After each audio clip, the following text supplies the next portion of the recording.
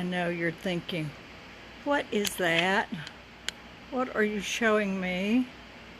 I'm just showing you a few handbags. Just a few of them, trust me. Lots of stuff that I've been gleaning for you girls. And I would love for you to come in and check out the store. There's one thing that happens here. This store is unique. I can tell you that. Totally, completely unique. One of a kind. There I am. Ooh, ooh, ooh. There's my book. And Exposed Heart. And stuff. Lots of great stuff. So, I'm gonna, if I can figure out how to turn this thing around. Nope, nope, nope. No, I want to turn it around. I want to turn it around here, honey. I may not be able to. I literally, after all this time, I may have forgotten how to change it. Oh, the store is so packed. It's so nice. I tried so hard. Everything, trust me, everything hand-picked. Everything hand-picked. Store will open September 1st. We'll be open Tuesdays through Fridays. We'll start with that. I'm just showing you one little part because I want you to come in. But I will tell you this. There's a whole back room with clothes. There's goodies. There's stuff. If I could figure out how to change this back, I would, so I could see you. Oh, there I am. Here I am. I'm back with you. And so anyway, there's just so many great things, so many wonderful items. And I would love it if you would come and see us. Now, when you see all those, for instance, say Louis Vuitton or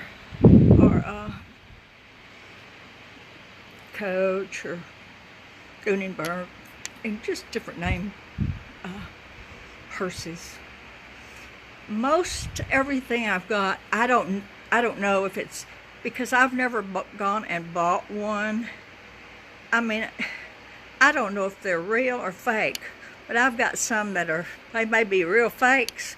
They sure are good ones, and they're reasonably priced, and you can carry your own Louis Vuitton, and nobody would ever be the wiser. And who knows, but that you might be blessed and get one that's authentic, and that I really wouldn't know the difference.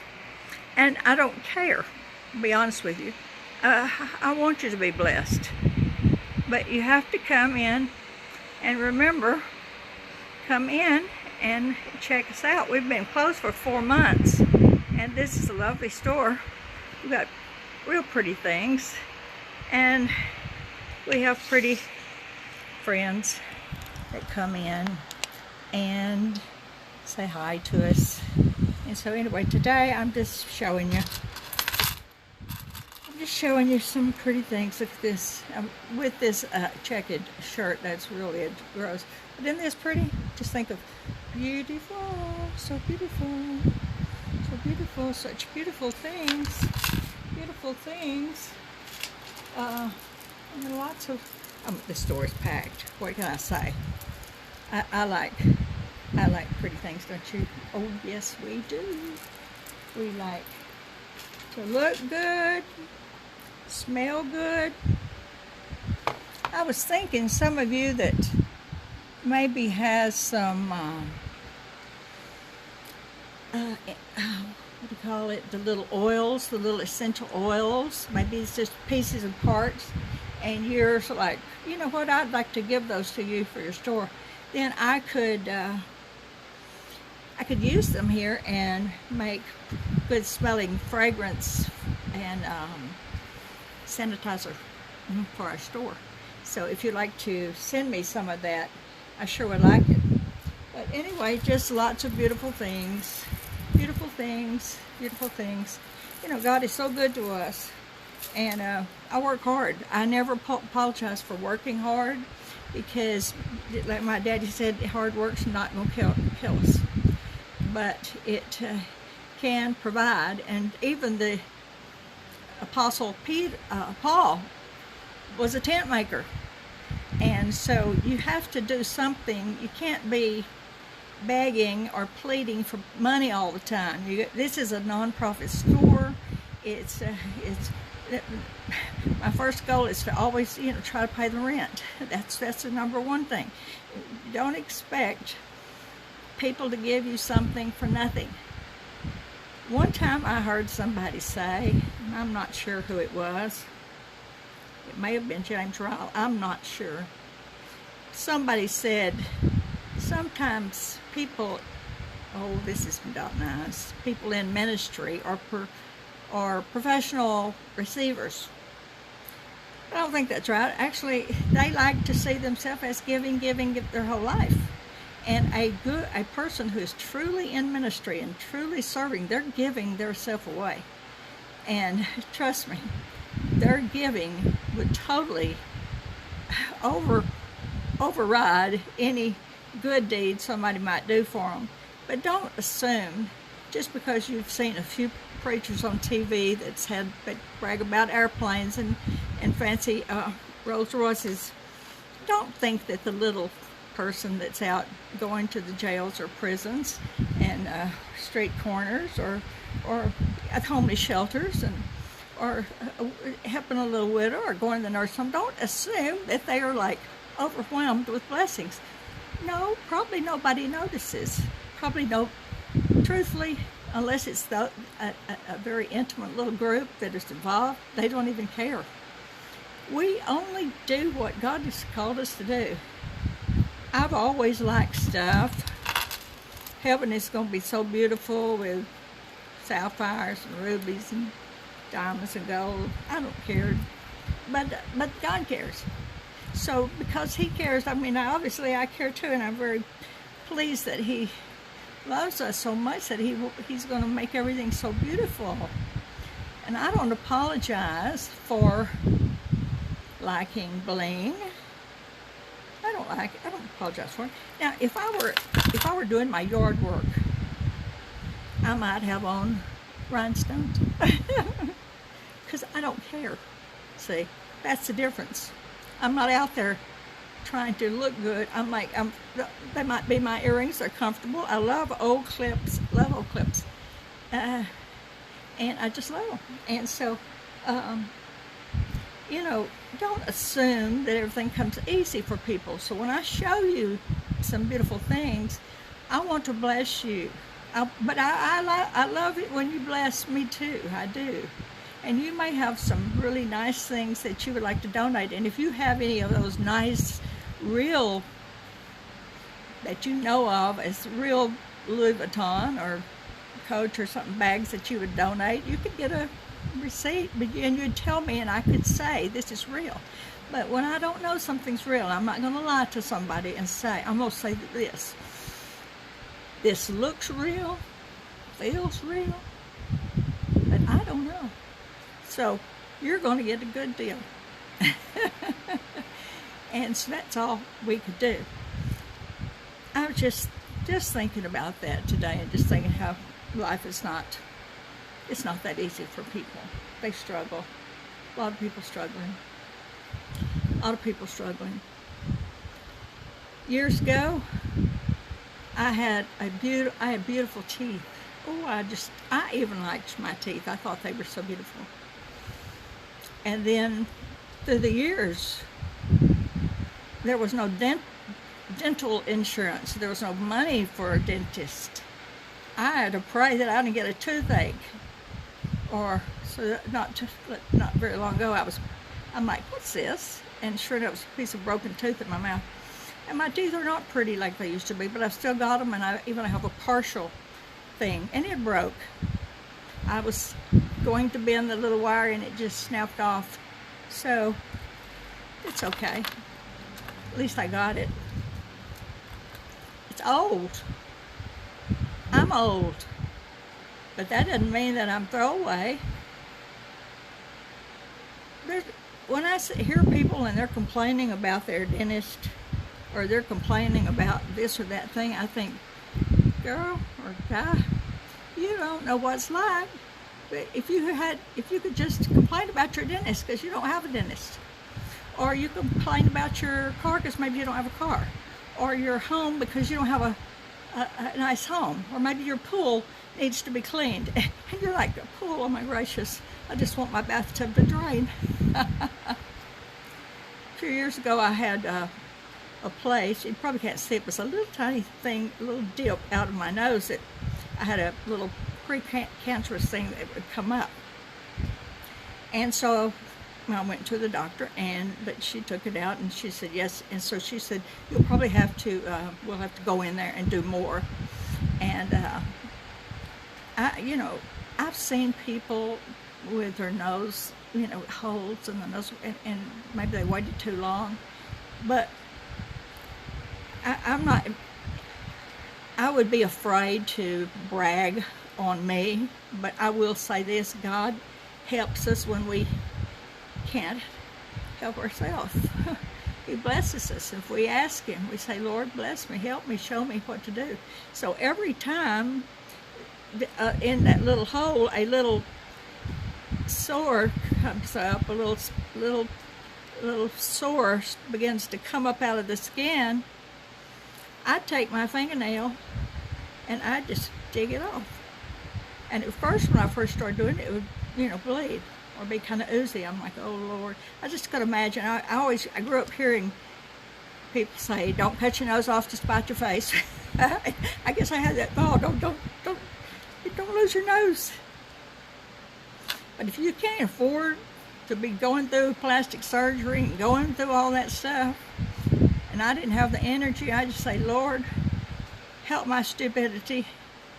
I just ask you to just take this off. So every time, and it usually takes 2 or 3 months or something, and it comes creeping back through there, and I just take my finger and take it away. And I put a little Vaseline on it. One time a doctor was wanting to, years ago,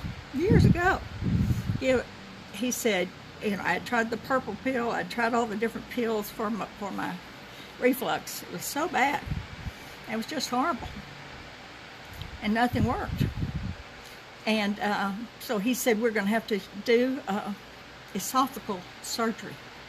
And I just wasn't in any mental shape.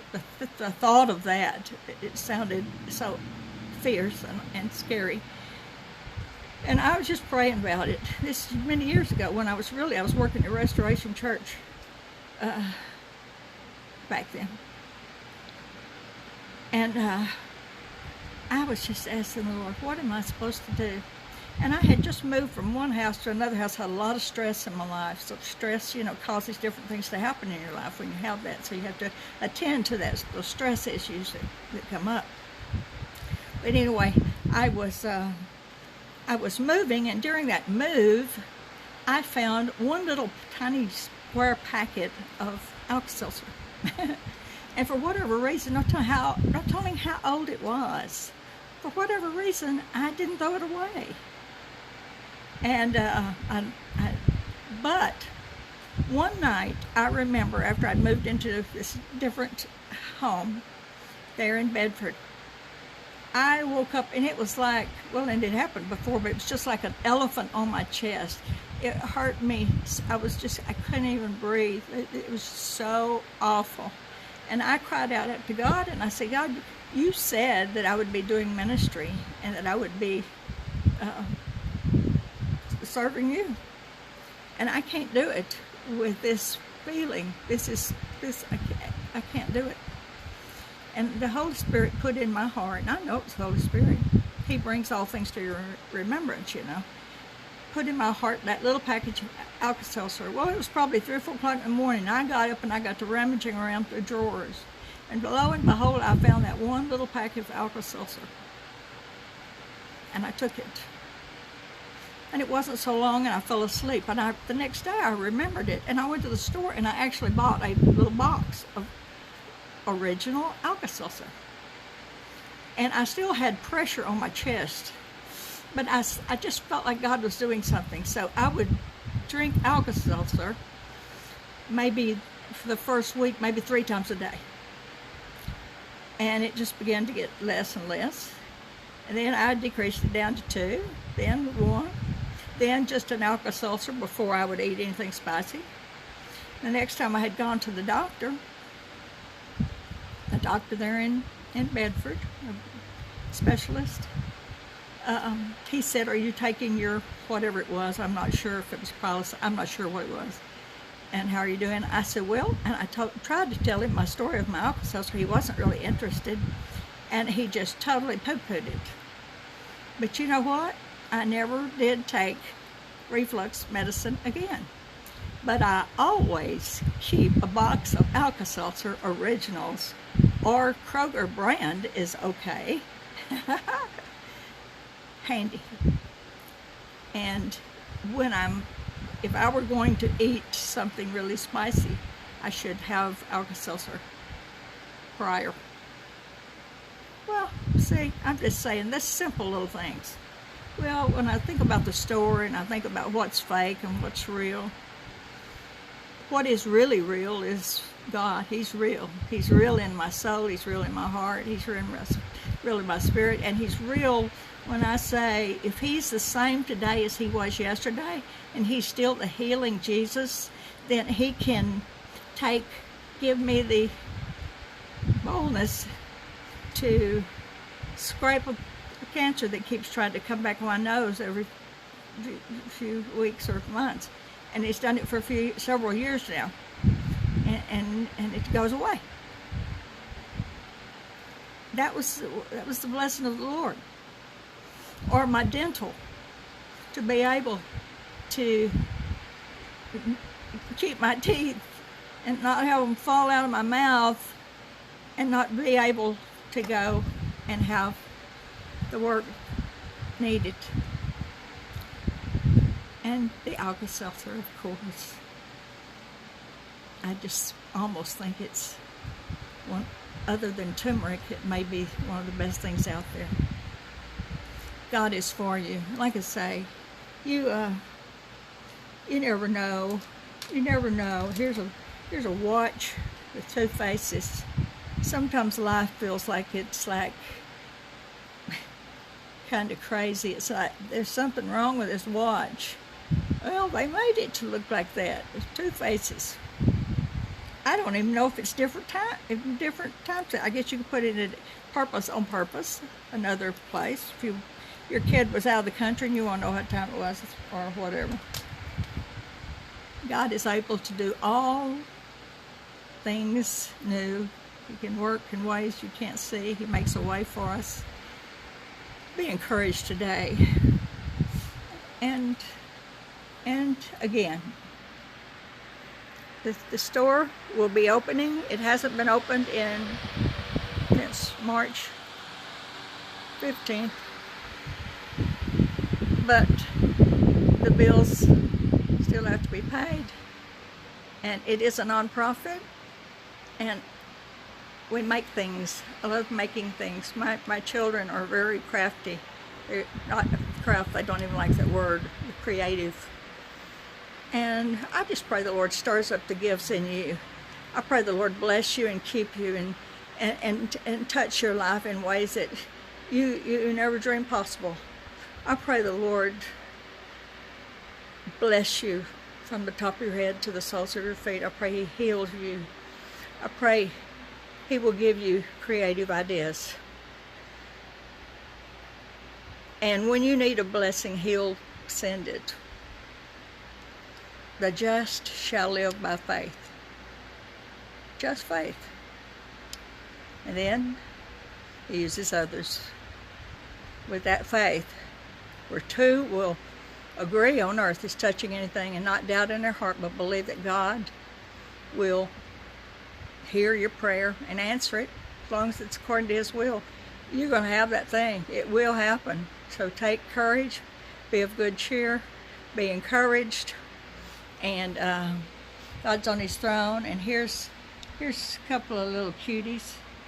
Here's a couple little cuties sitting here waiting for you. Little vintage lamps.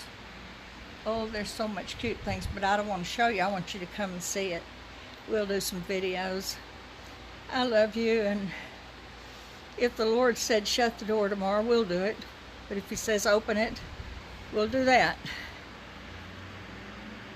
Things are not always as we had hoped, but He will make a way where there seems to be no way. So take courage, little one.